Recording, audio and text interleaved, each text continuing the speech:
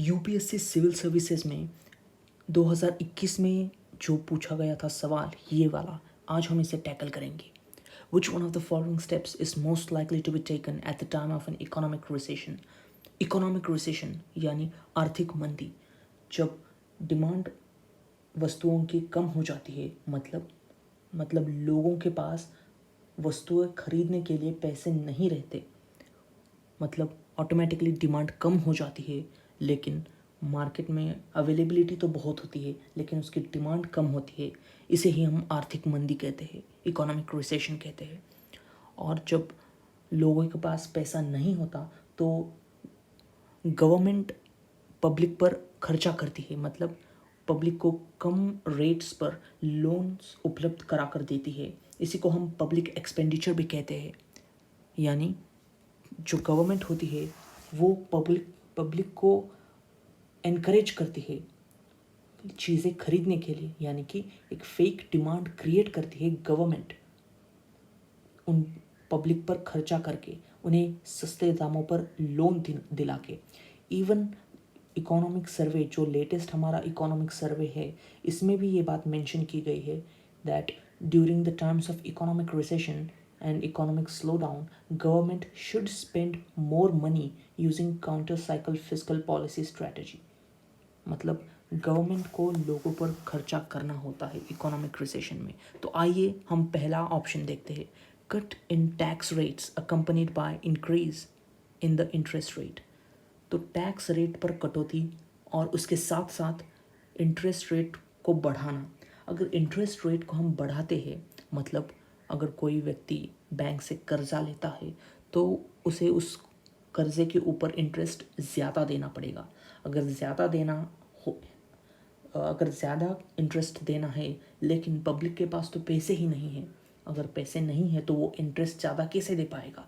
तो मतलब ये स्टेटमेंट गलत हो जाता है, क्योंकि अगर इंटरेस्ट ज़्यादा होगा तो पब्लिक लोन लेगी नहीं।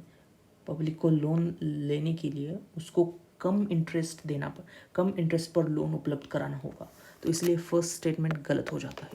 आइए हम सेकंड स्टेटमेंट देखते हैं, increase in expenditure on public projects. ये बिल्कुल सही है, क्योंकि पब्लिक पर खर्चा करना यानी पब्लिक पर एक्सपेंडिचर करना, मतलब पब्लिक के हाथों में पैसे देना। ऐसा करने से पब्लिक ज़्यादा डिमांड करेगी वस्तुओं की और इकोनॉमिक रिसेशन दूर हो जाएगा। तो ये बिल्कुल सही स्टेटमेंट है। So second option is correct. तो थर्ड स्टेटमेंट की तरफ देखते हैं हम, increase in the tax rates accompanied by reduction of interest rate. जब टैक्स रेट इंक्रीज करेंगे तो अल्टीमेटली लोगों का ही पैसा टैक्स में से जाएगा ना, तो लोगों को एक्स्ट्रा देना होगा।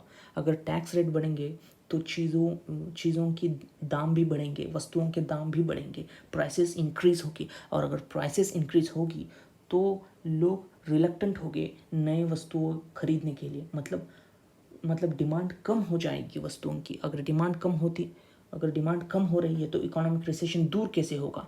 मतलब ये स्टेटमेंट भी गलत है, क्योंकि टैक्स रेट इंक्रीज़ करने से डिमांड बढ़ेगी नहीं, बल्कि डिमांड कम होगी, क्योंकि प्राइसेस इंक्रीज़ कर जाएंगे। तो रिडक्शन ऑफ इंटरेस्ट रेट ये तो सही है, लेकिन इन्होंने पहले कहा है कि टैक्स रेट को इंक्रीज़ करना पड़ेगा। तो ये स्टेटमेंट नंबर थर्ड भी गलत हो जाता है। तो आइए हम फोर्थ स्टेटमेंट को देखते हैं, reduction of expenditure on public projects. Public project पर एक्सपेंडिचर कम करना, ये बिल्कुल विपरीत है सेकंड वाले स्टेटमेंट के ऊपर।